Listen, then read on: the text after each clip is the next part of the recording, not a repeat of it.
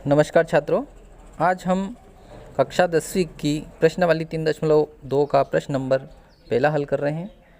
प्रश्न नंबर, निम्न समस्याओं में रैखिक समीकरण के युग्म बनाइए और उनके ग्राफीय विधि से हल ज्ञात कीजिए। तो यहाँ पर पहला है, कक्षा 10 के विद्यार्थियों ने एक गणित की पहली प्रतियोगिता में भाग लिया।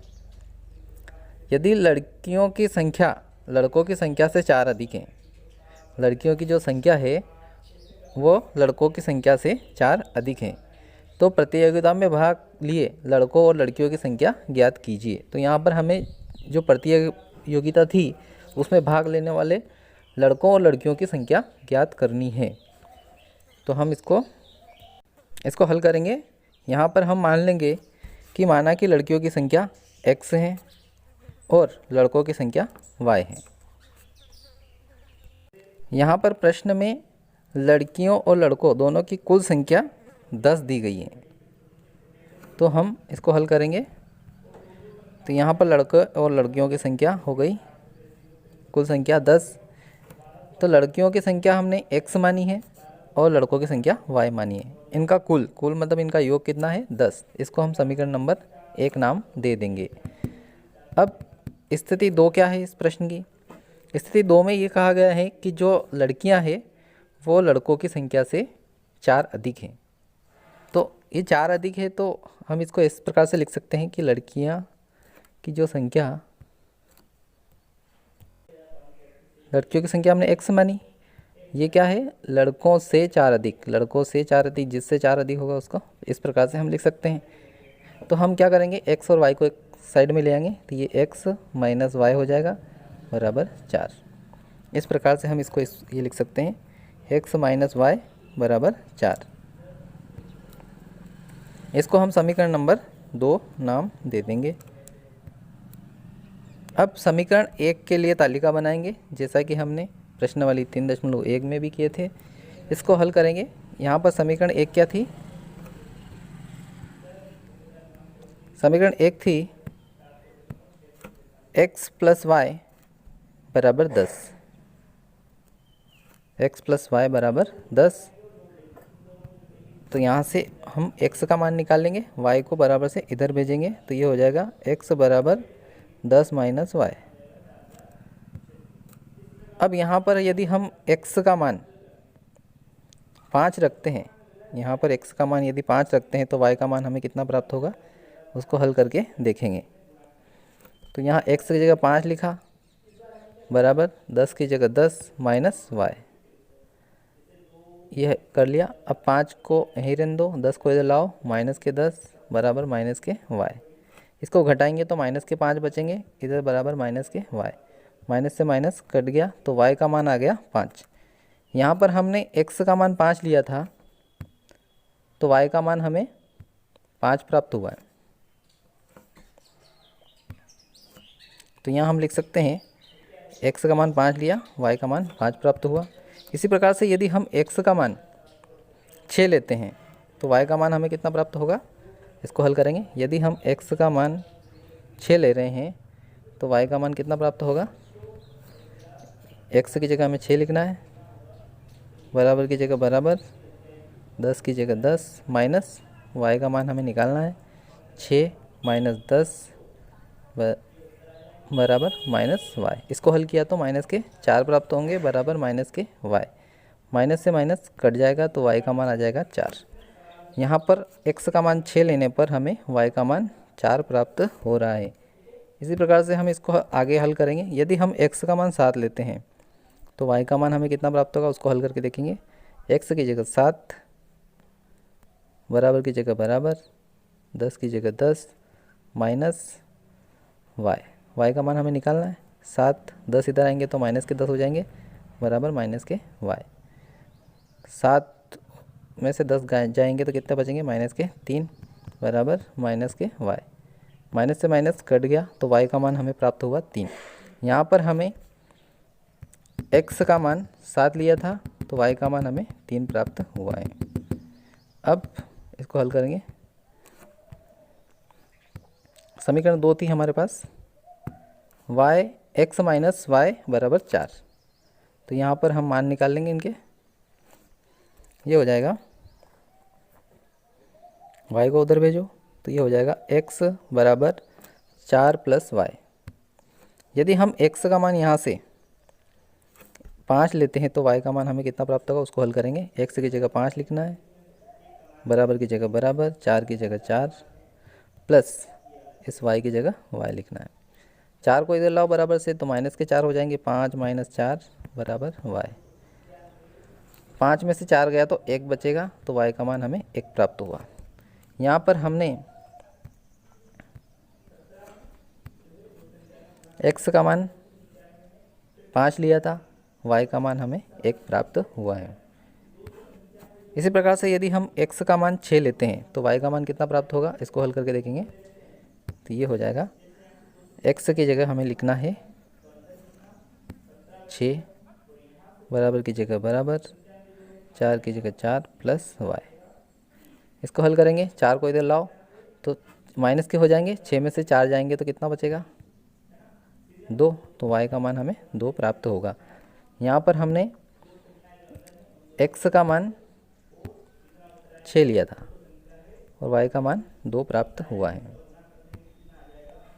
इसी प्रकार से यदि हम x का मान 7 लेते हैं तो y का मान कितना प्राप्त होगा, यहाँ x की जगह 7 लिखना है, बराबर की जगह बराबर, 4 की जगह 4 प्लस y।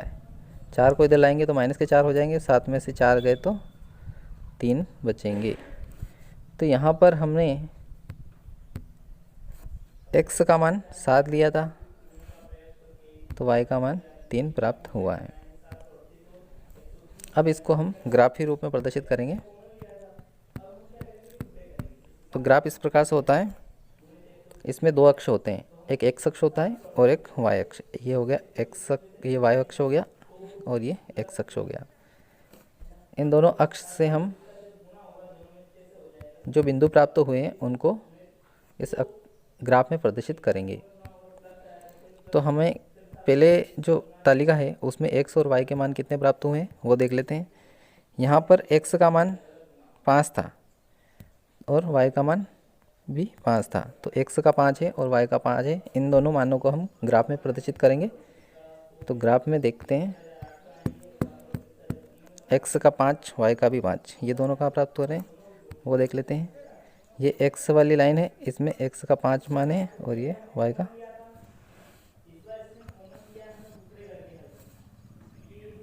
5। इन दोनों लाइनों से कहाँ क्रॉस हो रही है, ये दोनों, ये यहाँ आ रही है और ये, तो यहाँ पर हमें एक बिंदु प्राप्त होगा, ये वाला। इसी प्रकार से हम एक और मान देख लेते हैं, उससे एक और बिंदु प्राप्त करेंगे। यहाँ पर एक मान था 6, दूसरा था 4। 6 और 4 को ग्राफ में देखते हैं कहाँ मिलेगा हमें। x का 6 है, y का 4 है, तो x का 6 यहाँ दिख रहा है, y का 4 यहाँ दिख रहा है। इन दोनों मानों से हमें एक बिंदु प्राप्त करना है। ये दोनों कहाँ क्रॉस होंगे, यहाँ पर।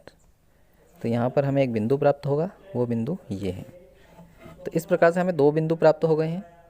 एक बिंदु 5 5 का है, ये वाला, और एक बिंदु 6 4 का है, ये वाला। इन दोनों बिंदुओं से मिलाता हुआ एक रेखाखंड खींचेंगे, जो कि इस प्रकार से हमें रेखाखंड प्राप्त होगा, ये वाला। इसी प्रकार से हम तालिका नंबर 2 से भी एक रेखा प्राप्त करेंगे। तालिका नंबर 2 क्या थी, x का मान 5 है, y का मान 1 है। x का 5, y का 1, इसको हम ग्राफ में प्रदर्शित करेंगे। ग्राफ देखते हैं, x का 5, y का 1। तो x का 5 हमें कहाँ दिख रहा है, ये x वाली लाइन, इसमें 5, ये वाला 5 है, और y का 1। इन दोनों बिंदुओं से मिलाता हुआ, दोनों बिंदु कहाँ क्रॉस होंगे, यहाँ पर, यहाँ पर। तो यहाँ पर हमें एक बिंदु प्राप्त होगा, ये वाला, जो कि 5 1 है। इसी प्रकार से हम एक और बिंदु प्राप्त कर लेंगे। तालिका देखते हैं उसमें क्या बिंदु है। तालिका में देखने पर हमें एक बिंदु प्राप्त हो रहा है, 6 और 2 है और 7 और 3 है। इन दोनों में से कोई भी एक मान लेकर हम ग्राफ में प्रदर्शित कर लें। यहाँ पर हम 7 और 3 ले लेते हैं, 6 और 2 से भी हम प्राप्त कर सकते हैं। यहाँ पर 7 और 3 लेकर हम इसको हल करेंगे। तो यहाँ पर x का 7 है, और y का 3 है। x का 7 यहाँ पर दिख रहा है और y का 3 यहाँ पर दिख रहा है। इन दोनों बिंदुओं से हमें एक बिंदु प्राप्त करना है। इन दोनों, ये बिंदु प्राप्त हो गया है, ये वाला। अब दो बिंदु हमने प्राप्त कर लिए हैं। एक बिंदु था 5 1 पे और दूसरा था 6 2 पर।